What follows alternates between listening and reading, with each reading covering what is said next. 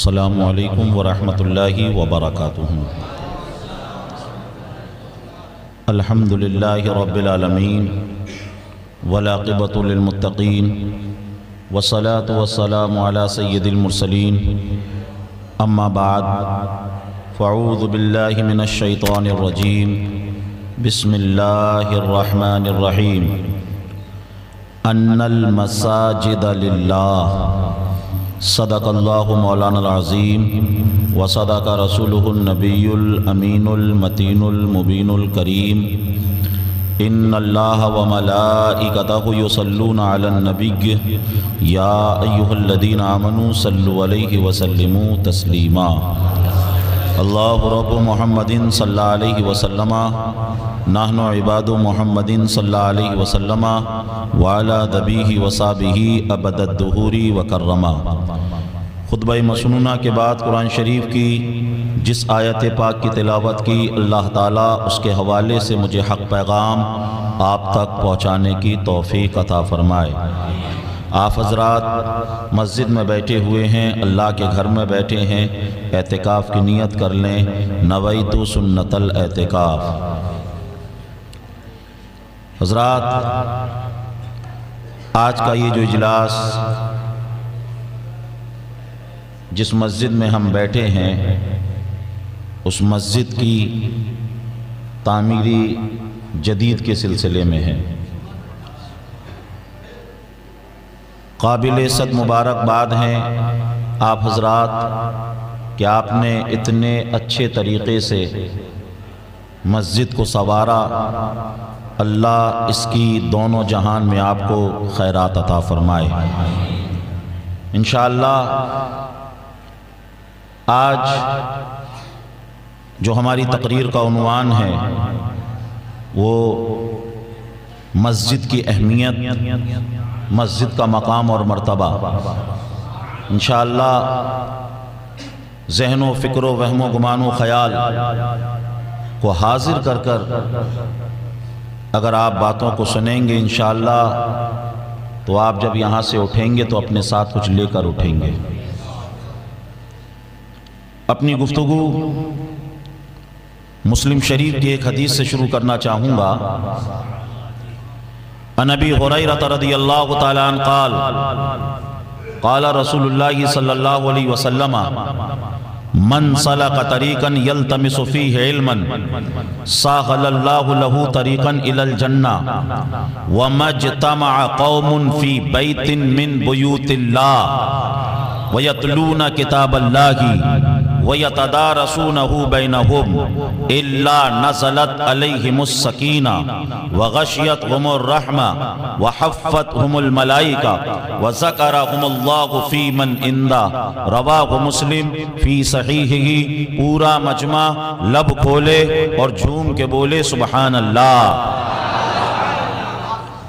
آقا فرماتے ہیں جب کوئی دین سیکھنے کے لیے اپنے گھر سے نکلے، اللہ تعالیٰ ہر قدم کے بدلے اسے جنت سے قریب فرما دیتا ہے۔ وَمَا اجْتَمَعَ قَوْمٌ فِي بَيْتٍ مِّن بُيُوتِ اللَّهِ، اور پھر سارے کے سارے لوگ کسی مسجد میں آ کر بیٹھ جائیں، کسی مسجد میں آ کر جمع ہو جائیں،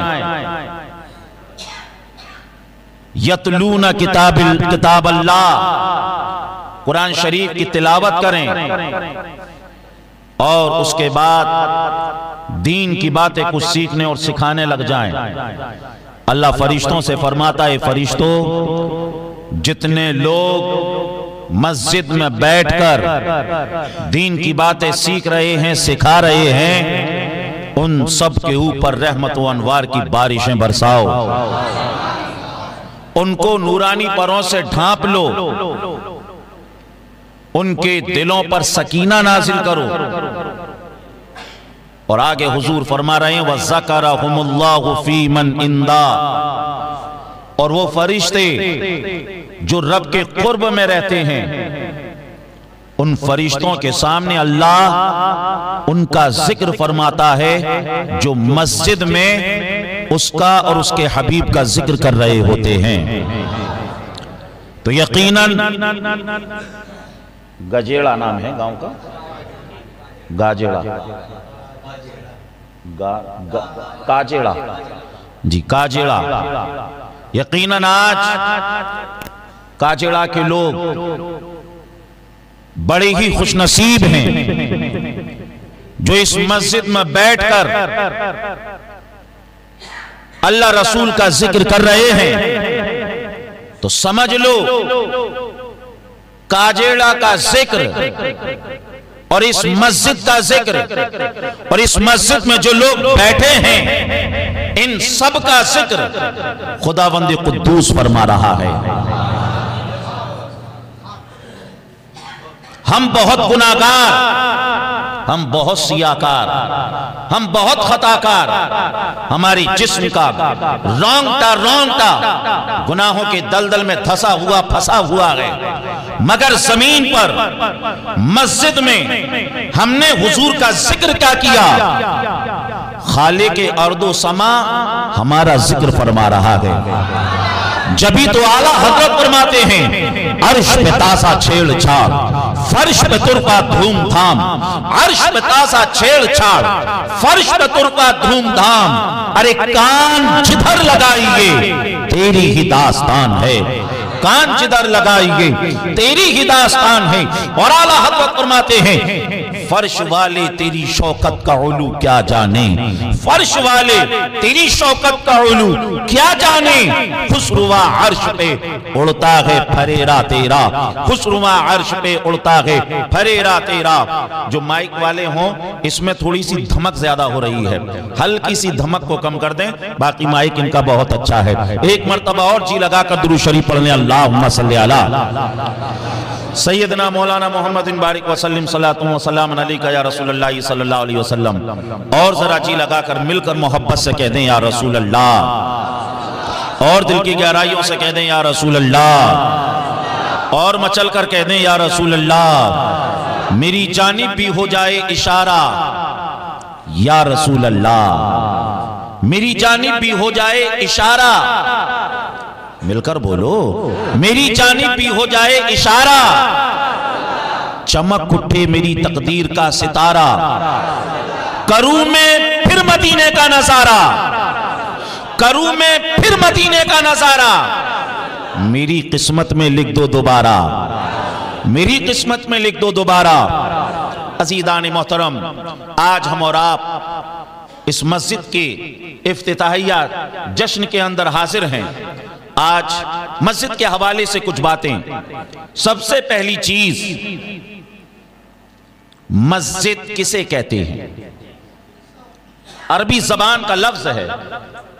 مسجد کا مطلب ہوتا ہے جس جگہ پر سجدہ کیا جائے. سجدہ کرنے کی جگہ کو مسجد کہتے ہیں. اور یہ حضور کی امت کی خصوصیت، اللہ نے پوری زمین کو حضور کی امت کے لیے مسجد بنا دیا ہے. ہم جہاں چاہیں، جس جگہ چاہیں، اگر وہ جگہ پاک ہے تو اس جگہ پر ہم نماز پڑھ سکتے ہیں، اس جگہ پر ہم سجدہ کر سکتے ہیں. یہ خصوصیت حضور کی امت کی. اگر پہلی کی امتوں کو دیکھیں، جب ان کو عبادت کرنا ہوتی تو انہیں اپنے معبد میں جانا پڑتا، انہیں اپنی عبادت گاہوں میں جانا پڑتا، وہاں جا کر وہ عبادت کر سکتے. لیکن حضور کی امت کے لیے اللہ نے آسانی فرمائی اور پوری زمین کو ہی اللہ نے مسجد بنا دیا. اور یہ جو مسجدیں ہیں، میں نے جس آیت پاک کی تلاوت کی، اللہ نے فرمایا ان المساجد للہ. یہ جتنی بھی مسجدیں ہیں یہ ساری کی ساری مسجدیں اللہ کے لیے ہیں.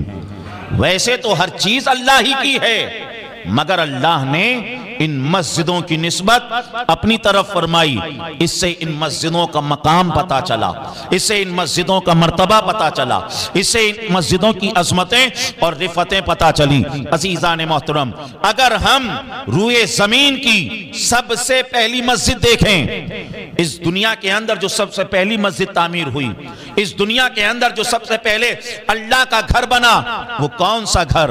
سورہ آل عمران کے اندر اللہ نے ارشاد فرمایا اِنَّا أَوَّلَ بَيْتٍ وُضِعَ لِلنَّاسِ لَلَّذِي بِبَكَّةَ مُبَارَكًا وَهُدًى لِلْعَالَمِينَ۔ اس زمین پر جو سب سے پہلا اللہ کا گھر بنا وہ کون سا گھر ہے؟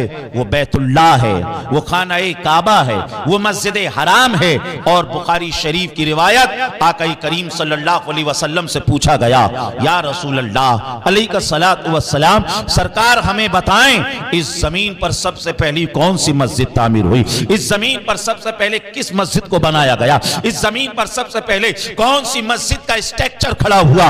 آقا کریم صلی اللہ تعالی علیہ وسلم نے ارشاد فرمایا اے لوگو اس زمین پر جو گھر اللہ کا سب سے پہلا بنا وہ خانہ کعبہ ہے، وہ مسجد حرام ہے۔ اور اس کے بعد پھر عرض کیا گیا یا رسول اللہ علیہ السلام خانہ کعبہ کے بعد مسجد حرام کے بعد کون سی مسجد بنائی گئی؟ آقا ارشاد فرماتے ہیں مسجد حرام کے بعد جو مسجد سب سے پہلے بنی وہ مسجد اقصی ہے۔ مسجد حرام کے 40 سال کے بعد مسجد اقصی کی تعمیر ہوئی، مسجد اقصی کی بنیاد رکھی گئی۔ عزیزان محترم اس زمین پر جو سب سے پہلا اللہ کا گھر وہ بیت اللہ شریف ہے، وہ خانہ کعبہ ہے، وہ مسجد حرام ہے۔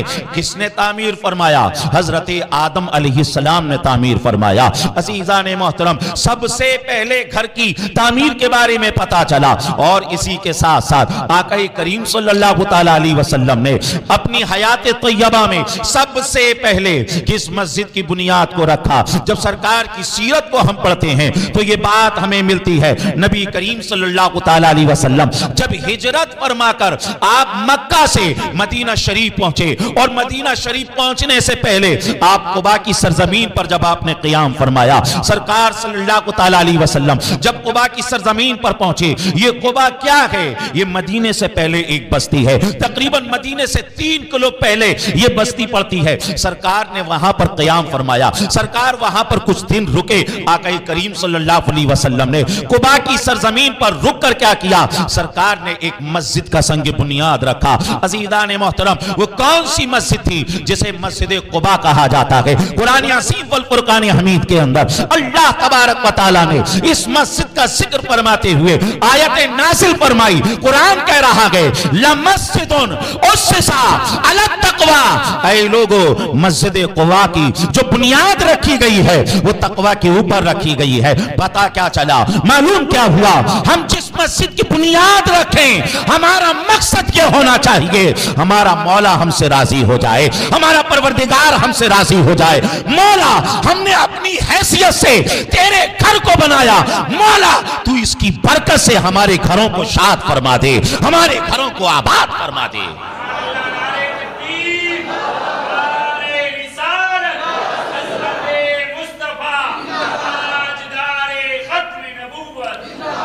سب سے پہلی مسجد مسجد حرام، اور سرکار کی حیات طیبہ میں جو مسجد سب سے پہلے بنی وہ مسجد قباء ہے۔ مسجد قباء کی بنیاد رکھ دی گئی۔ آقا کریم صلی اللہ علیہ وسلم وہاں سے آگے چلے، مدینہ شریف پہنچے۔ سرکار صلی اللہ تعالی علیہ وسلم نے مدینہ شریف پہنچ کر سب سے پہلے جس مہم کا آغاز کیا وہ یہ تھا کہ میرے پیارے صحابہ یہاں اللہ کا گھر تعمیر کرنا ہے، یہاں مسجد بنانا ہے۔ سرکار صلی اللہ علیہ وسلم نے مدینہ شریف میں وہ جگہ جہاں سرکار کی اونٹنی بیٹھی، جس جگہ پر اہل مدینہ اپنی کھجوروں کو سکھاتے تھے، سرکار فرماتے ہیں کہ یہ جگہ مسجد کے لیے مناسب معلوم ہوتی ہے، اس جگہ پر مسجد کو تعمیر کیا جائے۔ معلوم کرو یہ جگہ کس کی ہے؟ بخاری شریف کی حدیث۔ عزیزان محترم پتا چلا 2 یتیموں کی وہ جگہ تھی، ایک کا نام سہل تھا، ایک کا نام سہیل تھا۔ آقا فرماتے ہیں کہ اس جگہ پر اللہ کا گھر تعمیر کیا جائے۔ جیسے ہی ان یتیموں کو پتا چلا، وہ کہنے لگے یا رسول اللہ علیہ الصلوۃ والسلام، سرکار اس جگہ کو ہم مسجد کے لیے دینے کو تیار ہیں۔ جگہ یتیموں کی تھی، اس لیے آقا نے فرمایا نہیں، اسے ایسے نہیں لیا جائے گا، بلکہ اس کا پیمنٹ کیا جائے گا، اس کو خریدا جائے گا۔ اور سب سے پہلے مسجد کے تعمیر کے لیے جنہوں نے چندہ دیا وہ حضرت ابو بکر صدیق رضی اللہ تعالیٰ عنہ کی ذات ہے۔ حضرت ابو بکر صدیق رضی اللہ تعالیٰ عنہ نے مسجد کی خریداری کے لیے بارگاہ رسالت میں نذرانہ پیش کر دیا اور عرض کیا یا رسول اللہ علیہ الصلوۃ والسلام، اس چندے کو قبول فرما لیں، اس نذرانے کو قبول فرما لیں۔ عزیزان محترم، مسجد کے لیے سب سے پہلا چندہ دینے والے حضرت ابو بکر صدیق، اور مسجد نبوی جن کے پیسوں سے خریدی گئی، سمجھ لیجئے وہ حضرت ابو بکر صدیق۔ اسی لیے سرکار نے فرمایا کہ اے لوگو، مجھے سب سے زیادہ اور اسلام کو سب سے زیادہ اگر کسی کے مال نے فائدہ پہنچایا ہے تو وہ ابو بکر صدیق کا مال ہے۔ اور آگے سرکار نے ایک ایسا جملہ کہا دوستو جس سے حضرت ابو بکر صدیق کا مقام، مرتبہ، عزتیں، عظمتیں، رفعتیں پتہ چلتی ہیں۔ سرکار فرماتے ہیں اے لوگو، اس دنیا میں میرے اوپر جس کا بھی احسان تھا میں نے اس کا بدلہ دے دیا، مگر اسلام پر اور مجھ پر ابو بکر کے اتنے احسانات ہیں، اس کا بدلہ اللہ ہی ابو بکر کو قیامت میں عطا فرمائے گا۔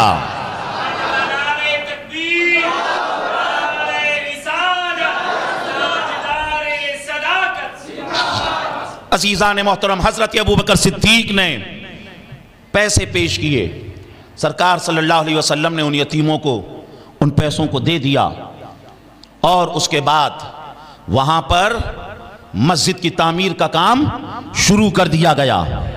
مسجد نبوی تعمیر ہونے لگی۔ عزیزان محترم، جب مسجد نبوی تعمیر ہو رہی تھی نا، تو ایسا نہیں تھا کہ صرف صحابہ ہی کام میں لگے ہوئے ہوں، آقا کریم صلی اللہ علیہ وسلم بھی سمجھ لیجئے کام میں لگے ہوئے ہیں، غارہ تیار کرنے میں لگے ہوئے ہیں۔ جو سامان مسجد میں لگ رہا ہے سرکار اس میں ہاتھ بٹاتے ہوئے نظر آ رہے ہیں۔ عزیزان محترم، قباء کی سرزمین پر بھی سرکار نے پہلے مسجد کا سوچا، اور مدینہ شریف پہنچ کر بھی سرکار نے پہلے مسجد کا سوچا۔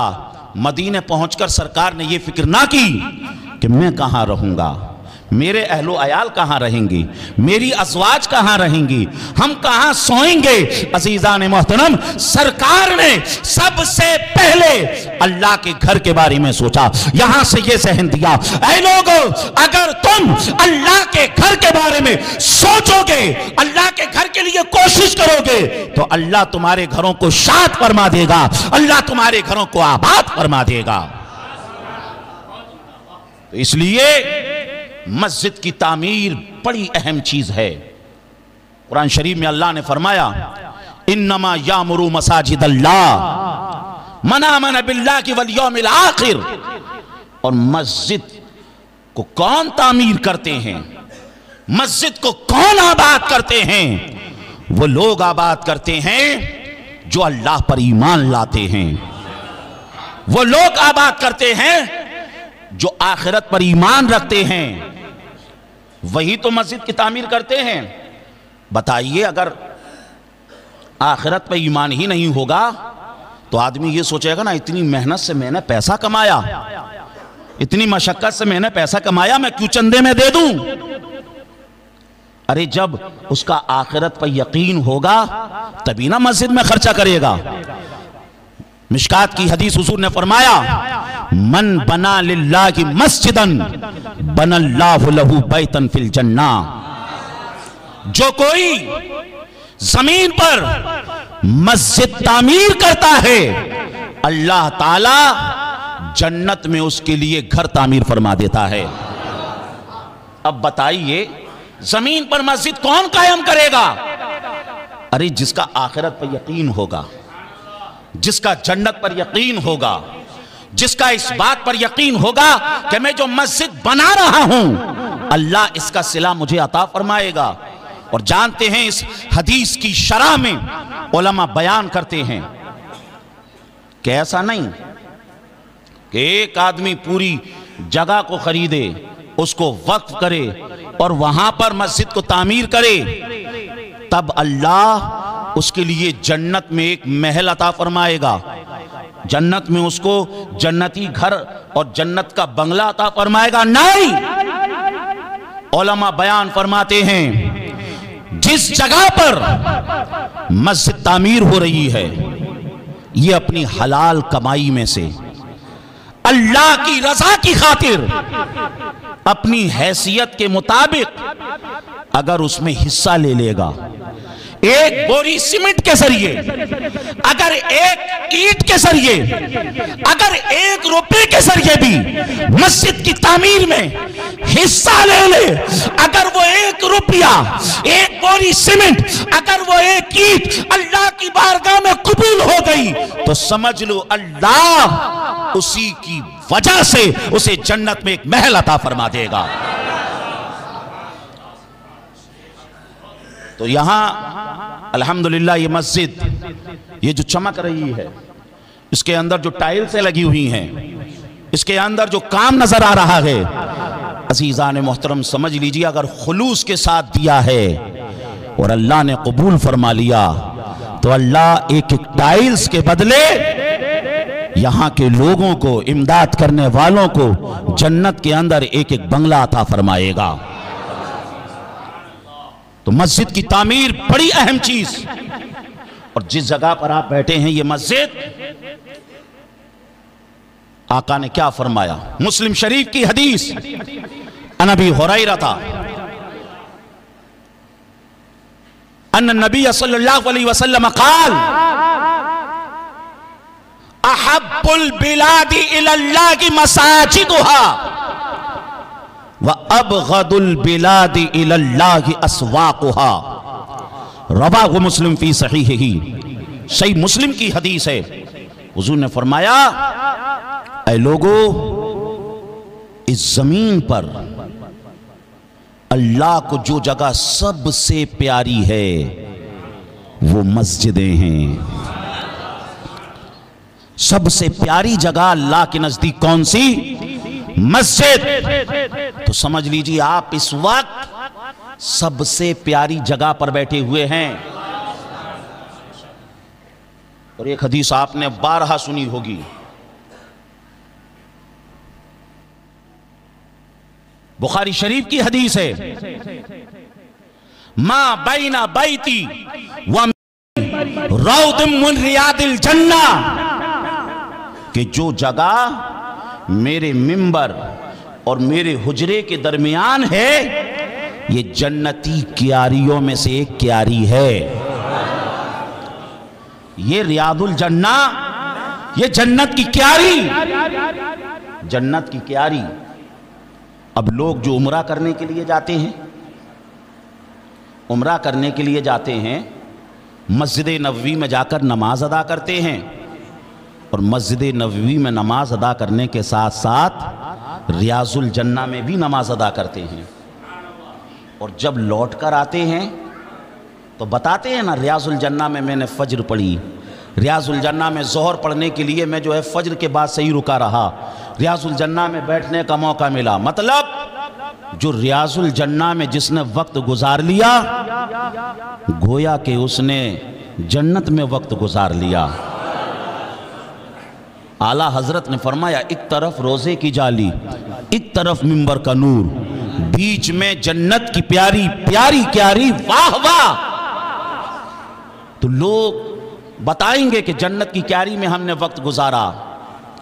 عزیزان محترم حضور جانتے تھے کہ میرے کچھ غلام غریب بھی ہوں گے جن کے پاس اتنا پیسہ ہی نہیں ہو پائے گا کہ وہ عمرے کو جا سکیں، جن کے پاس اتنا پیسہ ہی نہیں ہو پائے گا کہ وہ حج کو جا سکیں۔ سرکار کو غریبوں کا کتنا خیال، سرکار کو غریبوں سے کتنا پیار۔ عزیزان محترم، آقا کریم صلی اللہ تعالیٰ علیہ وسلم نے ارشاد فرمایا ترمذی شریف کی حدیث، اذا مررتم بریاض الجنہ فرتعوا، اے لوگو جب تم جنت کے باغوں سے گزرا کرو تو کچھ اللہ کا ذکر کر لیا کرو۔ ترمذی شریف کی حدیث۔ صحابہ نے عرض کیا یا رسول اللہ یہ جنت کے باغ کہاں ہیں؟ آقا ارشاد فرماتے ہیں یہ جو مسجدیں ہیں یہ ساری کی ساری مسجدیں جنت کے باغات ہیں۔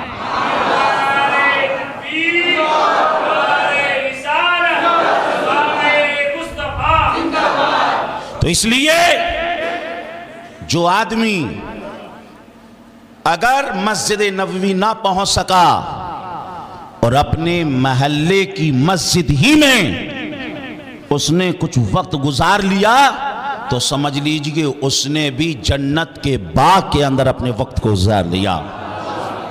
یہ ترمذی شریف کی حدیث۔ تو عزیزان محترم، مسجد کا مقام مرتبہ بہت عرفہ و اعلیٰ، اور آپ اس وقت مسجد میں بیٹھے ہیں، علماء بیان کرتے ہیں کہ اے لوگو اگر تمہیں اپنے ایمان کے ٹیمپریچر کو ناپنا ہو کہ ہمارا ایمان کیسا ہے، ہمارا ایمان کمزور ہے کہ مضبوط ہے، علماء بیان کرتے ہیں وہ شخص اگر اس بات کو جانچنا چاہے تو وہ مسجد میں آ جائے۔ مسجد میں آنے کے بعد اگر وہ ایسا محسوس کر رہا ہے جیسا مچھلی پانی کے اندر محسوس کرتی ہے تو وہ سمجھ لے اس کا ایمان مضبوط ہے، اس کا ایمان مضبوط ہے۔ اور اگر مسجد میں آنے کے بعد وہ ایسا محسوس کر رہا ہے یا اسے ایسا لگ رہا ہے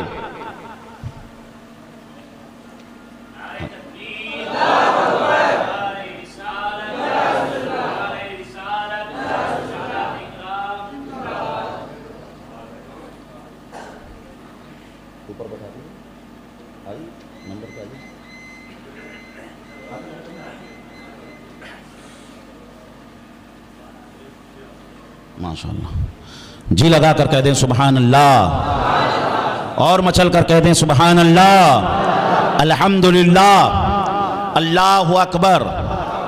تو بات سمجھ میں آ رہی ہے آپ کے؟ ساری باتیں کلیئر ہو رہی ہیں؟ علماء بیان کرتے ہیں اگر مسجد میں آنے کے بعد اسے ایسا لگ رہا ہے جیسا ایک مچھلی کو پانی کے اندر پہنچنے کے بعد لگتا ہے تو وہ سمجھ لے اس کا ایمان مضبوط ہے۔ اور اگر مسجد میں آنے کے بعد اسے ایسا لگ رہا ہے جیسا ایک پرندہ پنجرے میں محسوس کرتا ہے کہ میں کب باہر نکلوں گا، میں کب باہر نکلوں گا، ارے امام صاحب نے لمبی قرات کر دی، امام صاحب نے لمبی نماز پڑھا دی، امام صاحب نے لمبا سلام کر دیا اور اسے باہر جانے کی پڑ رہی ہے، تو پھر سمجھ لے اس کا ایمان ابھی کمزور ہے، اسے اپنے ایمان کو مضبوط کرنا چاہیے۔ اور یاد رکھنا اگر کسی کا دل مسجد میں لگا رہے، کسی کا دل مسجد میں لگا رہے تو حضور نے اس کی شان کیا بتائی۔ بخاری شریف کی حدیث ہے، آقا فرماتے ہیں میرے پیارے صحابہ جب قیامت کا بازار ہوگا، خدا کا دربار ہوگا، نفسی نفسی کا عالم ہوگا، سورج سوا نیزے پر ہوگا، لوگ پسینے میں ڈبکیاں لگا رہے ہوں گے، بڑے خوف کا ماحول ہوگا، بڑی پریشانی کا ماحول ہوگا، سب کو اپنی اپنی پڑی ہوگی، ہر ایک کو اپنی اپنی فکر ہوگی، ہر ایک اپنی پریشانی میں مبتلا ہوگا۔ حضور فرماتے ہیں میرے پیارے صحابہ ایسے ماحول میں 7 لوگ ایسے ہوں گے جن کے اوپر عرش الہی سایہ کر رہا ہوگا، جن کے اوپر عرش الہی سایہ کر رہا ہوگا، وہ پریشانی میں نہیں ہوں گے، وہ مطمئن ہوں گے۔ حضور نے 7 لوگ بتائے، 7 ان 7 لوگوں میں سے ایک شخص کے بارے میں حضور بیان کرتے ہوئے فرماتے ہیں صحیح بخاری کی حدیث ہے وَرَجُلٌ قَلْبُهُ مُعَلَّقٌ فِي الْمَسَاجِدِ، اس میں سے ایک شخص وہ بھی ہوگا جس کا دل ہمیشہ مسجد میں لگا رہتا ہے، مسجد میں اٹکا رہتا ہے۔ قیامت کے دن جب کوئی سایہ نہ ہوگا، ایسے شخص کے لیے قیامت میں اللہ کا عرش سایہ کر رہا ہوگا۔ اگر چاہتے ہو عرش الہی کا سایہ آ جائے، آدمی گرمی آنے سے پہلے اسی کی سروس کرا لیتا ہے، سردی آنے سے پہلے سردی کا انتظام کر لیتا ہے۔ دوستو اگر چاہتے ہو قیامت کی اس دھوپ میں عرش الہی کا سایہ آ جائے تو مسجدوں سے محبت کرو اور مسجدوں سے سچے طریقے سے دل لگاؤ۔ مسجد سے دل لگانے کا اور مسجد میں دل اٹکے رہنے کا مطلب کیا ہے؟ مسجد میں دل اٹکے رہنے کا مطلب یہ ہے کہ جب آپ فجر پڑھ کر یہاں سے نکلیں تو دل میں یہ ہونا چاہیے اب ظہر میں آؤں گا، ظہر کا اسی انتظار رہے۔ اللہ کے گھر سے بلاوا آئے گا، اللہ کے گھر سے بلاوا آئے گا، تب واپس مسجد میں آؤں گا، وہ اسی فکر میں لگا رہے اور اس کے بعد ظہر میں پھر آ جائے اور اللہ کا شکر ادا کرے، مولا تیرا لاکھ لاکھ شکر، تو نے مجھے اپنے گھر میں آنے کی توفیق عطا فرمائی، تو نے مجھے گھر میں آنے کا موقع عطا فرمایا۔ عزیزان محترم جو مسجد میں آتے ہیں نا، بھائی میں آپ کے گھر میں جاؤں تو میں آپ کا مہمان ہوا نہیں ہوا؟ بھائی آپ کے گھر میں کوئی آئے تو وہ مہمان ہوتا ہے۔ جو لوگ اللہ کی رضا کے لیے مسجد میں آتے ہیں، سمجھ لیجئے وہ اللہ کے مہمان ہوا کرتے ہیں، وہ اللہ کے مہمان ہوا کرتے ہیں۔ عزیزان محترم، تو اس لیے اگر مسجد میں آنے کا موقع مل رہا ہے تو اپنی قسمت پہ ناز کریں، اور اگر کوئی مسجد میں نہیں آ رہا ہے تو وہ یہ نہ سوچے کہ میں نہیں آ رہا۔ ارے میاں تمہاری کیا حیثیت، تم یہ نہ سوچو تم نہیں آ رہے، ارے رب کی رحمتیں تمہیں بلائی نہیں رہی ہیں، رب کی رحمتیں تمہیں بلائی نہیں رہی ہیں۔ تو اس لیے مسجد میں آنا جانا لگا کے رکھو۔ مسجد کی تعمیر کی فضیلت پتہ چلی، مسجد کا مقام اور مرتبہ پتہ چلا۔ عزیزان محترم، اب مسجد تو تعمیر کر لی، اب صرف تعمیر سے کام نہیں چلے گا، اس مسجد کو مینٹین رکھنے کا بھی معاملہ ہے۔ اس مسجد کے اخراجات بھی ہیں، اس مسجد کا پنکھا کبھی خراب ہوگا، اس مسجد کی کبھی لائٹ خراب ہوگی، اس مسجد میں کبھی جانمازوں کی ضرورت ہوگی، اس مسجد میں تمام چیزوں کی ضرورت ہوگی۔ اب جو مسجد کا مینٹیننس کرتے ہیں، مسجد کو مینٹین کر کے رکھتے ہیں، اس کی فضیلت دیکھیے۔ ابن ماجہ کی شرح میں ہے اور الاصابہ کے اندر بھی ہے، مسجد کو مینٹین کرنا، مسجد کو سنوارنا کتنی بڑی فضیلت کی بات۔ آقا کریم صلی اللہ علیہ وسلم مسجد نبوی میں پہنچے۔ مسجد نبوی کو اس دور میں جو روشن کیا جاتا تھا وہ کھجور کی لکڑی کو جلا دیا جاتا تھا، کھجور کی لکڑی کو جلا دیا جاتا تھا، اس سے روشنی ہوتی تھی۔ اسی طریقے سے مسجد نبوی میں روشنی ہوتی، اور بھی لوگ جو ہے اسی طریقے سے مسجد اپنے گھروں کو بھی روشن کرتے، کیونکہ ٹیکنالوجی یا اس زمانے میں اس طریقے کے بلب تو تھے نہیں، معمول تھا مسجد، وہ کھجور کی لکڑی جل جاتی تھی، اسی سے روشن ہوتی تھی۔ ابن ماجہ کی شرح میں ہے، الاصابہ میں ہے اور دیگر کتابوں میں ہے۔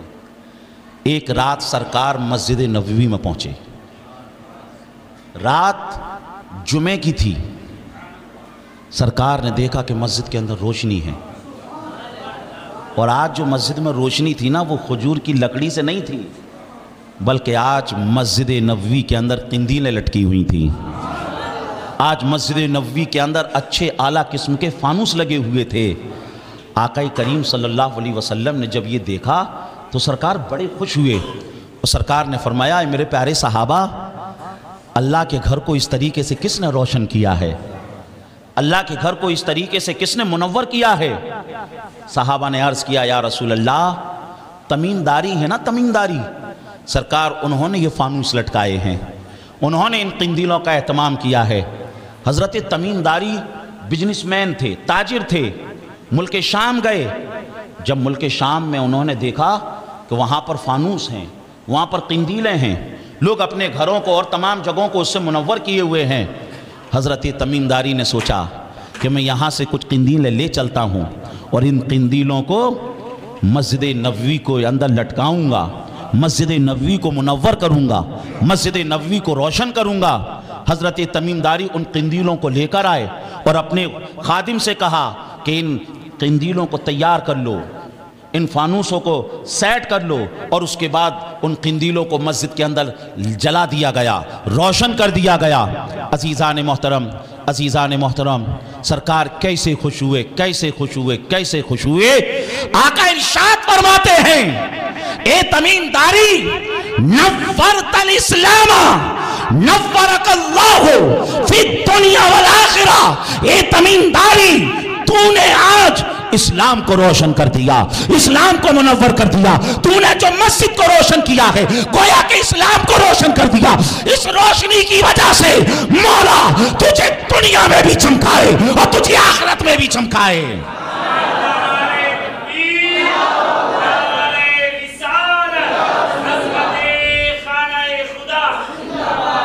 سرکار کیسے خوش ہوئے کہ تم نے اللہ کے گھر کو روشن کیا، اللہ کے گھر کو منور کیا. اللہ تمہاری دنیا کو بھی روشن فرما دے. تمیمداری، اللہ تو تیری آخرت کو بھی روشن فرما دے. پتہ کیا چلا دوستو، اگر کسی کو دنیا میں اپنا نام روشن کرنا ہو، اپنے آپ کو روشن اور منور بنانا ہو، جو چاہتا ہو کہ میری قبر بھی روشن ہو جائے، میری آخرت بھی روشن ہو جائے، تو اس کا طریقہ ایک یہ بھی ہے، اللہ کے گھر کو روشن کر دو، اللہ تمہاری دنیا اور آخرت کو روشن فرما دے گا. اور اگر گناہوں کی نحوست کی وجہ سے کسی کا دل کالا ہو چکا ہے اور وہ چاہتا ہے کہ میرا دل روشن ہو جائے، تو وہ بھی مسجد کو روشن کرے، اللہ تعالیٰ اسے روشنی عطا فرما دے گا. یہیں تک بس نہیں، آقا کتنے خوش ہوئے، کتنے خوش ہوئے. آگے فرماتے ہیں لو کانت ابنا لزوجتکہا. اے تمیمداری، تیرے اس کام سے میں اتنا خوش، اتنا خوش، اتنا خوش، اتنا خوش. اے تمیمداری، اگر میرے کوئی بیٹی ہوتی اس وقت تو میں اس کی شادی بھی تجھ سے کر دیتا، میں اس کو بھی تیرے نکاح میں دے دیتا. تو یہاں سے کیا پتا چلا کہ سرکار کتنے خوش ہوئے. سرکار کے ایک بھائی نوفل بن حارث بن عبد المطلب، وہ بھی پاس میں کھڑے تھے، کیونکہ سرکار کی ساری بچیوں کی شادی ہو چکی تھی. انہوں نے کہا یا رسول اللہ، میری بیٹی ہے ام المغیرہ. سرکار اگر آپ نے کہہ دیا ہے تو میں اپنی بیٹی کو تمیمداری کی نکاح میں دینے کو تیار ہوں. یہاں سے سرکار نے مسجد کو روشن کرنے کی اہمیت کو بیان فرمایا. بڑے خوش نصیب ہیں وہ لوگ کہ جن کے پیسے ان فانوسوں میں، ان ٹیوب لائٹس میں لگے ہوئے ہیں، جن کے پیسوں کی وجہ سے آج یہ مسجد منور نظر آ رہی ہے. عزیزان محترم، جنہوں نے پیسے دیے اور جن کے پیسوں سے یہ فانوس لگے ہیں، اللہ تعالیٰ انہیں دنیا میں بھی روشن رکھے گا، اللہ تعالیٰ انہیں آخرت میں بھی روشن رکھے گا. تو مسجد کو مینٹین کرنا، مسجد کے اندر روشنی کا اہتمام کرنا، یہ معمولی بات نہیں، یہ بہت بڑی بات ہے، یہ بہت بڑی بات ہے. اور آگے چلیں، مسجد کے اندر اور بھی کام ہوتے ہیں. مسجد کے اندر مسجد کی صفائی کا بھی ایک کام ہوتا ہے نا مسجد. بھائی ٹیوب لائٹ تو ایک دن لگا دی چلے گی، لیکن صفائی تو روزانہ کرنا ہے. مسجد کا جھاڑو جھٹکا تو روزانہ کرنا ہے. لیکن آج کیا ہو گیا ہے کہ ہم نے مؤذن صاحب کو رکھا تو ہوا ہے، ذرا سا بھی کچرا اگر کسی کو کہیں نظر آتا ہے تو وہ خود بھی صاف کر سکتا ہے، تو وہ پہلے مؤذن صاحب کو تلاش کرے گا. مؤذن صاحب آپ کہاں ہیں؟ جب مؤذن صاحب مل گئے تو پھر ان سے پوری تفصیلات لے گا، پھر بعد میں کہے گا یہ کچرا تو اٹھاؤ. عزیزان محترم، یہ کام صرف مؤذن صاحب کا نہیں دوستو، یہ وہ کام ہے، اس کام کے لیے تو اللہ نے نبیوں کا انتخاب فرمایا. قرآن شریف میں اللہ نے فرمایا وَإِذْ جَعَلْنَا الْبَيْتَ مَثَابَةً لِلنَّاسِ وَأَمْنًا وَاتَّخِذُوا مِن مَّقَامِ إِبْرَاهِيمَ وَمُصَلًّى وَأَعِدْنَا إِلَىٰ إِبْرَاهِيمَ وَإِسْمَاعِيلَ أَن طَهِّرَ بَيْتِي لِلطَّائِفِينَ وَالْعَاكِفِينَ وَرُكَّعِ السُّجُودِ. حضرت ابراہیم اور حضرت اسماعیل کو اللہ نے حکم دیا کہ مسجد حرام کی صفائی کا خیال رکھیں، کیونکہ یہاں لوگ اعتکاف کرنے کے لیے آتے ہیں، یہاں لوگ عبادت کے لیے آتے ہیں. دوستو، مسجد کی صفائی کا کام وہ کام کہ جس کا حکم اللہ نے نبیوں کو دیا. اب اگر کوئی اس کام کو کر رہا ہے تو وہ اپنے آپ کو خوش نصیب سمجھے کہ میں وہ کام کر رہا ہوں جو کام اللہ نے نبیوں سے لیا. اور یاد رکھنا، مسجد کی صفائی کو معمولی مت سمجھنا. مسجد کی صفائی کتنی بڑی چیز. بخاری شریف کی ایک روایت اور سناتا ہوں آپ کو. نبی کریم صلی اللہ علیہ وسلم کے مقدس زمانے میں ایک خاتون تھی، ام محجن ان کا نام تھا. غریب خاتون تھی، معمولی سی خاتون تھی. ان خاتون کا کام کیا تھا؟ روزانہ آتی اور مسجد کی صفائی کر کے چلی جاتی تھی، مسجد کا جھاڑو جھٹکا کر کے چلی جاتی. کچھ دن گزرے، وہ خاتون سرکار کو نظر نہیں آئی. آقا نے فرمایا اے میرے پیارے صحابہ، وہ ایک خاتون آتی تھی ام محجن، وہ صاف صفائی کر کے چلی جاتی تھی، وہ مجھے نظر نہیں آ رہی ہیں کئی روز سے.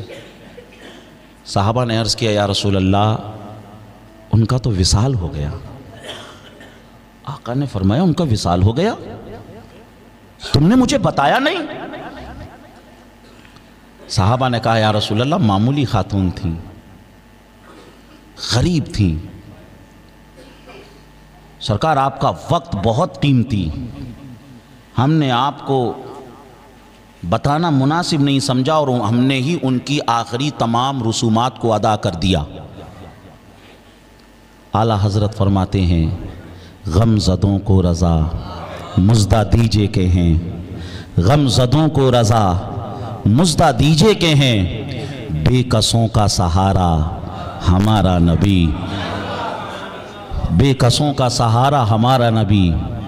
آقا نے جو فرمایا اس کا مفہوم کچھ یہی تھا، اے میرے پیارے صحابہ، تم نے اس خاتون کو معمولی سمجھ کیسے لیا؟ میرے پیارے صحابہ، اس خاتون کو تم نے معمولی سمجھ کیسے لیا؟ جو اللہ کے گھر کی صفائی کرے، اللہ کے گھر کا خیال رکھے، وہ معمولی نہیں، وہ تو بہت بڑا ہوتا ہے. آقا فرماتے ہیں دلنی علی قبرہا، اے میرے پیارے صحابہ مجھے اس کی قبر پر لے چلو. سرکار ام محجن کی قبر پر پہنچے. روایتوں میں ہیں سرکار نے وہاں پر دعا کی، ام محجن کے لیے دعا کی. کچھ روایتوں میں ہیں سرکار نے نماز جنازہ بھی ادا کی. اور الترغیب و الترہیب میں اتنا بھی ہے کہ سرکار نے ام محجن کی قبر پہ کھڑے ہو کر کہا ام محجن، قبر میں سب سے زیادہ راحت دینے والا کون سا کام تم محسوس کر رہی ہو؟ کس عمل کی وجہ سے تمہیں سب سے زیادہ قبر میں سکون مل رہا ہے، تمہیں سب سے زیادہ اطمینان مل رہا ہے؟ ام محجن زبان حال سے کہتی ہیں یا رسول اللہ علیہ الصلوۃ والسلام، میں کئی نیک کام کرتی تھی مگر سرکار قبر میں سب سے زیادہ جس عمل کی وجہ سے مجھے سکون مل رہا ہے وہ مسجد کی صفائی ہے۔ مسجد کی صفائی کی وجہ سے مجھے قبر میں سکون مل رہا ہے۔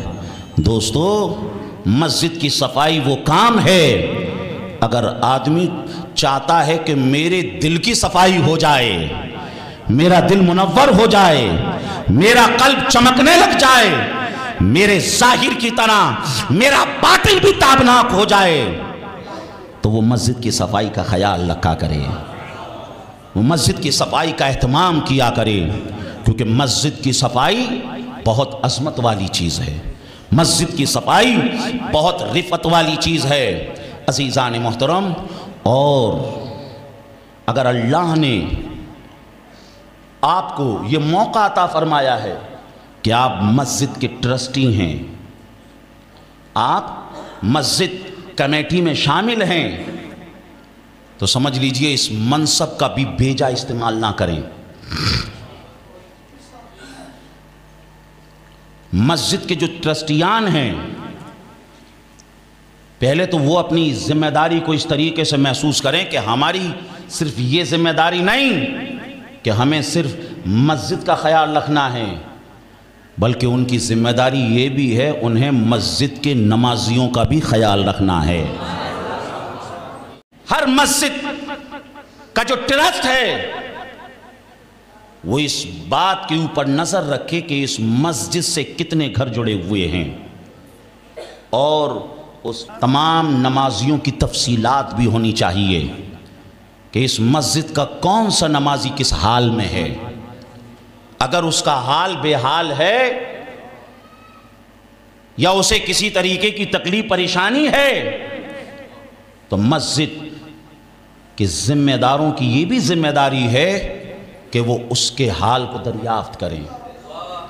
اگر اسے کسی طریقے کی ہیلپ کی ضرورت ہے تو اس کی مدد بھی کریں، یا کچھ اس طریقے کا نظام بنائیں جس سے اس کی بھی ہیلپ ہو سکے، کیونکہ بخاری مسلم کی حدیث حضور نے فرمایا الید العلیا خیر من ید السفلا، جو مدد کرنے والا ہاتھ ہوتا ہے وہ تو بہتر ہوا کرتا ہے۔ کنز المال کی حدیث حضور نے فرمایا خیر الناس من ینفع الناس، تم میں بہتر تو وہ ہے جو دوسروں کو فائدہ پہنچائے، اور اگر تم کسی کی ہیلپ کرو گے تو قرآن نے وہ بھی بتا دیا الذین ينفقون اموالهم فی سبیل اللہ کمثل حبۃ انبتت سبع سنابل فی کل سنبلۃ مئۃ حبۃ واللہ یضاعف لمن یشاء واللہ واسع علیم۔ اگر تم اللہ کے راستے میں خرچ کر رہے ہو تو تم اپنی حیثیت کے مطابق خرچ کرو گے اور مولا تمہیں اپنی قدرت کے مطابق عطا فرمائے گا۔ تو مسجد کا جو ٹرسٹ ہے اس کی یہ بھی ذمہ داری ہے کہ وہ نہ صرف مسجد بلکہ نمازیوں کے اوپر بھی ان کی نظر رہے، اور مسجد کو اپنی پراپرٹی نہ سمجھیں، مسجد میں حکومت نہ کریں۔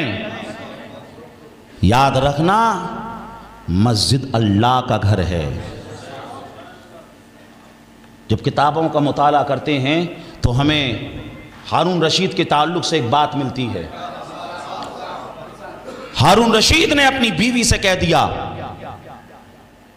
کہ اگر تم میری حکومت سے نہیں نکلی یا کل کی رات اگر تم نے میری حکومت میں گزاری تو تمہیں 3 طلاق۔ کل کی رات میری حکومت میں گزاری تو تمہیں 3 طلاق۔ اب بڑی پریشان، کہہ تو دیا غصے میں، جب غصہ ٹھنڈا ہوا تو بڑا پریشان کہ میں نے یہ کیا کہہ دیا، یہ کیا کہہ دیا، یہ کیا کہہ دیا۔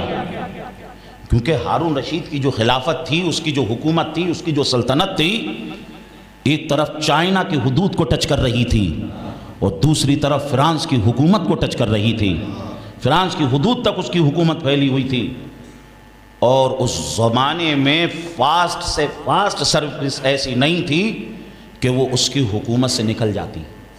اور وہ یہ چاہتا تھا کہ طلاق نہ ہو. اگر وہ آنے والی رات اس کی حکومت میں گزار لیتی تو 3 طلاق ہو جاتی زبیدہ کو.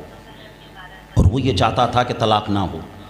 اس نے فوراً ہنگامی طور پر علماء کی مجلس کو بلایا اور کہا کہ ایسا ایسا ایسا ایسا ہو گیا ہے، اب بتاؤ کوئی صورت. امام اعظم کے شاگرد رشید حضرت امام ابو یوسف رضی اللہ تعالیٰ عنہ نے اس کی منشا کو سمجھا اور کہا اگر چاہتے ہو کہ تمہاری شریک حیات نکاح میں رہے، نکاح سے نہ نکلے، تو جاؤ اپنی شریک حیات سے کہہ دینا کل کی رات کسی مسجد میں گزار لیں، کل کی رات کسی مسجد میں بسر کر لیں. کیونکہ خلیفہ ہارون رشید سنو، تمہاری حکومت ہر جگہ پر ہے لیکن تمہاری حکومت مسجد پر نہیں ہے، کیونکہ یہ جو مسجد ہے یہ تو اللہ کا گھر ہے. آپ اندازہ لگاؤ، مسجد کے اوپر تو خلیفہ ہارون رشید کی حکومت نہیں تھی. اب آج کا ٹرسٹی اس کو اپنی حکومت کی جگہ سمجھنے لگ جائے تو سمجھ لیجئے یہ صحیح بات نہیں ہے، یا ہم نے کسی غلط آدمی کو ٹرسٹی کے روپ میں انتخاب کر لیا ہے. عزیزان محترم، تو مسجد کے اندر بے جا کسی کو پریشان نہ کیا جائے. عزیزان محترم، مسجد کا خیال رکھا جائے. اور ایک چیز بتاؤں، ترمذی شریف کی حدیث دیکھیے، دھیرے دھیرے ہم جو ہماری روایت تھی اس سے ہم ہٹتے چلے جا رہے ہیں. آقا فرماتے ہیں اعلنوا ھذا النکاح واجعلوہ فی المساجد. اے لوگو، جب نکاح کرو تو اس کا اعلان کرو اور اس کو مسجدوں کے اندر منعقد کرو. مجھے نہیں معلوم کجیڑا کے علاقے میں کیا ہوتا ہے، ورنہ ہم جس جگہ سے تعلق رکھتے ہیں وہاں تو ایسا ہوتا ہے جہاں بارات جاتی ہے میرج گارڈن میں، شادی ہال میں، وہیں پر ہی نکاح ہوتا ہے. عیسائی اپنے دین سے بالکل پھر گئے، لیکن جب وہ شادی کرتے ہیں تو چرچ ہی میں جاتے ہیں. اگر آپ سکھوں کو دیکھیں، انہیں جب شادی کرنا ہو تو وہ اپنے گردوارے میں ہی جاتے ہیں. لیکن ہمارے آقا نے ہمیں تعلیم فرمائی کہ لوگوں، جب تم شادی کیا کرو، نکاح کیا کرو تو مسجد میں کیا کرو. لیکن ہم مسجد میں نہیں کر رہے ہیں. کیوں مسجد میں کہا گیا؟ اس لیے کہا گیا کہ یہ جو نکاح ہے ایک طریقے سے ایک ایگریمنٹ ہے، ایک معاہدہ ہے. اور جب کوئی بڑا کام ہوتا ہے تو ہم اس کے لیے کیا کرتے ہیں، محلے میں جو سب سے ذمہ دار آدمی ہو اس کے مکان پر جاتے ہیں اور اسی جگہ پر بات کرتے ہیں تاکہ یہ اور اس کا مکان اس بات کا شاہد و گواہ رہے. ٹھیک ہے نا؟ عزیزان محترم، اب یہ جو نکاح بھی ہے نا، یہ بھی بڑی اہم چیز ہے، زندگی کا ایک بڑا اہم رکن ہے. اس لیے اس کے لیے بھی محلے کے اندر جو سب سے عظیم گھر ہو اس کا انتخاب کیا جائے. اور وہ گھر کس کا ہے؟ وہ اللہ کا گھر ہے.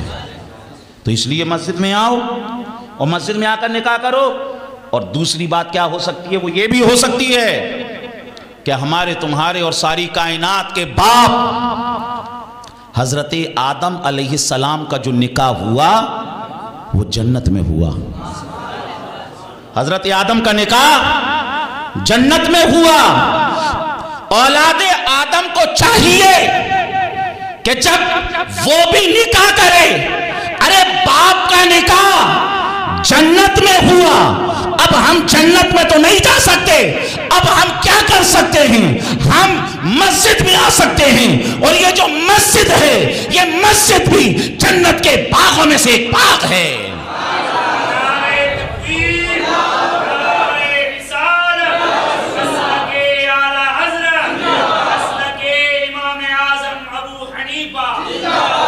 اور اگر ہم نے مسجد کے اندر نکاح کیا تو سمجھ لو ایسا ہے کہ ہم نے جنت ہی میں نکاح کیا۔ اس کی خیرات دولہا کو بھی ملے گی اور دلہن کو بھی ملے گی، ٹھیک ہے نا؟ تو اس لیے جو ہے مسجد کے اندر نکاح ہونا چاہیے۔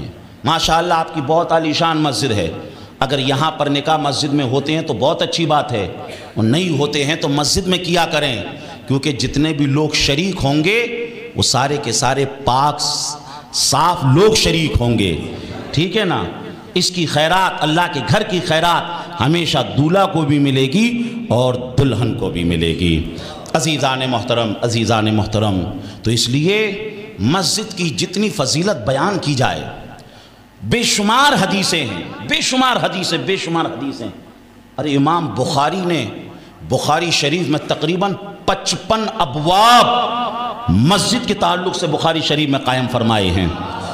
55 ابواب میں کئی حدیثیں امام بخاری شریف میں لائے ہیں مسجد کے تعلق سے، مسجد کی اہمیت کے تعلق سے، مسجد کی صفائی کے تعلق سے۔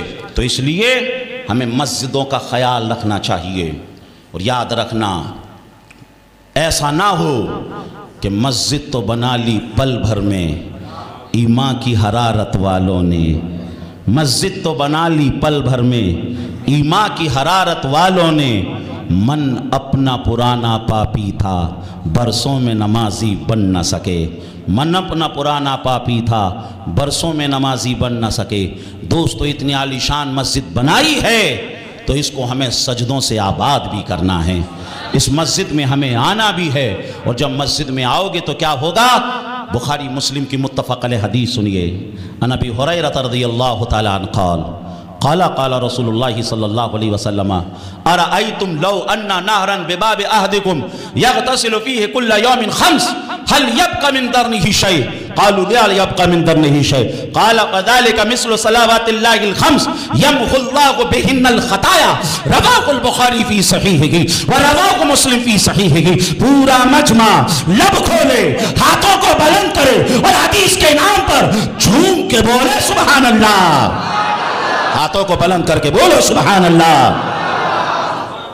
عزیزان محترم، اس حدیث میں کیا فرمایا؟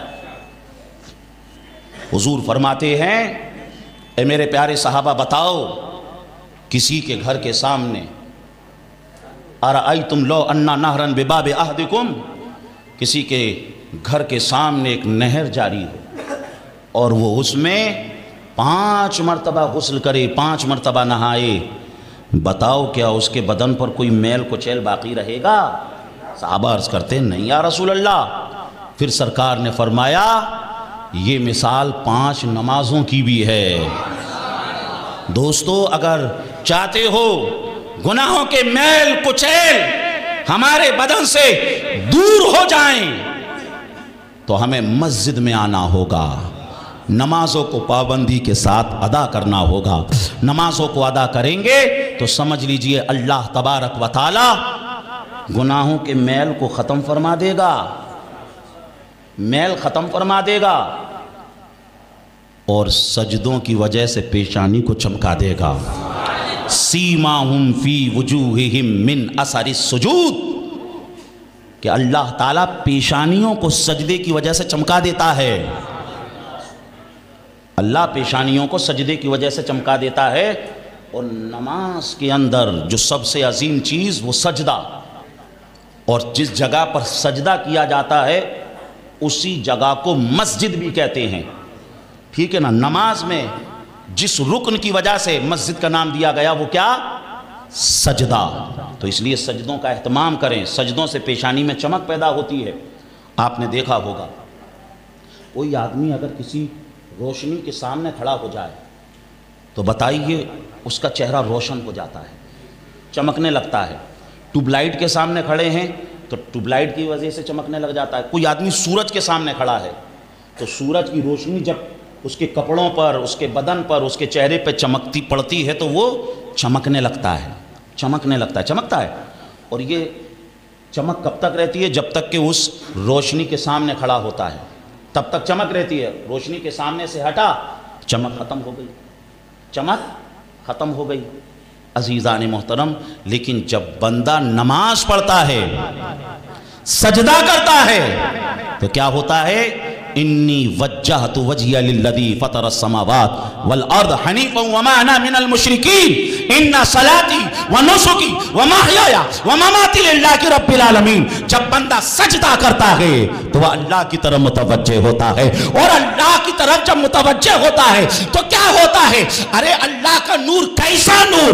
اللہ کو نور السماوات والارض، اللہ تو زمین اور آسمان کا نور ہے۔ ارے جب اس نور کے سامنے وہ ہوتا ہے تو نہ صرف اس کی دنیا چمکتی ہے، ارے وہ جب تک دنیا میں رہتا ہے نمازوں کی وجہ سے تب تک چمکتا ہے، اور جب قبر میں پہنچتا ہے تو قبر میں بھی چمکے گا، جنت میں جائے گا تو جنت میں بھی چمکے گا، اور اگر کسی برے عمل کی وجہ سے جہنم میں پہنچ جائے تو سجدے کی وجہ سے وہ جہنم میں بھی چمکے گا۔ کیونکہ حدیث شریف میں ہے جب فرشتوں کو حکم ہوگا ان کی سزائیں پوری ہو جائیں گی تو انہیں نکالو جہنم سے جنت میں لے جاؤ، تو فرشتے کیسے پہچانیں گے؟ جو لوگ سجدہ کرتے ہوں گے جہنم کی آگ تمام جگہوں کو کھا جائے گی، مگر وہ جگہ جہاں سے وہ سجدہ کرتا ہے اس جگہ کو نہیں کھائے گی۔ تو اس لیے سجدہ بڑی اہم چیز ہے، سجدے کا خیال رکھیں۔ آخری بات کہہ کے میں اپنی بات کو مکمل کرنا چاہوں گا۔ قرآن شریف میں اللہ نے ایک چیز اور بھی فرمائی، وَجْعَلُوا بُيُوتَكُمْ قِبْلَةً۔ ایک مسجد البیت ہوتی ہے جسے گھر کی مسجد کہتے ہیں۔ وہ مسجد کون سی ہوتی ہے؟ وہ مسجد وہ ہوتی ہے جس جگہ پر ہم اپنے گھر کے اندر نماز پڑھتے ہیں۔ تو اس لیے ہمیں اپنے گھروں کے اندر بھی ایک جگہ ایسی فکس کرنا چاہیے کہ وہاں پر ہم نماز پڑھا کریں، کیونکہ مسجد اپنے گھروں کو بھی سجدہ گاہ بناؤ، اپنے گھروں کے اندر بھی مسجد کا اہتمام کرو، اور اگر وضو خانہ نہیں ہے تو وضو خانہ بھی بناؤ۔ ہم سارا گھر بنا لیتے ہیں لیکن گھر میں وضو خانہ ہی نہیں رہتا ہے، ٹھیک ہے نا؟ تو ایک جگہ کو مسجد کی طرح ڈیکوریٹ کریں، گھر میں ایک وضو خانہ بھی رہے، اور جب بھی ہمیں نماز پڑھنے کا موقع ملے گھر میں ہمیں اسی جگہ پہ نماز پڑھنا چاہیے۔ عزیزان محترم، آپ نے اتنی دیر مسجد کے حوالے سے سنا، بہت اچھا لگا، اور جس طریقے سے ہم مسجدوں کا خیال رکھتے ہیں اسی طریقے سے ہمیں مسجد کے اماموں کا بھی خیال رکھنا چاہیے، مسجد کے اماموں کا بھی خیال رکھنا چاہیے، کیونکہ یہ منصب امامت ہے نا، اس کو ہلکے میں نہ لینا۔ اگر صرف ایک جملہ کہہ دوں منصب امامت کے لیے تو سمجھ لیجئے ساری فضیلتیں اسی میں بیان ہو جائیں گی۔ رسول اللہ صلی اللہ علیہ وسلم مسجد نبوی کی تعمیر کے بعد سے لے کر اپنی ظاہری زندگی کی آخری سانس تک رسول اللہ مسجد نبوی کے امام تھے۔ سرکار نے منصب امامت کو بہت اونچا کر دیا، بہت اونچا کر دیا، بہت اونچا کر دیا۔ عزیزان محترم، آپ نے سنا ہوگا کہ یہ جو پہلی صف ہے، پہلی صف، اس کی فضیلت پتہ چل جائے تو لوگ تلواریں چل جائیں گی، قرعہ ڈالیں گے اس صف کے تعلق سے۔ دوستو، اس صف کی تعلق سے بڑی فضیلت، بڑی فضیلت، بڑی فضیلت، لیکن ایک مصلی ایسا بھی ہے جو اس صف سے بھی آگے ہے۔ ارے جب اس صف کی اتنی فضیلت تو جو مصلی اس سے آگے ہے اس کی فضیلت کا عالم کیا ہوگا؟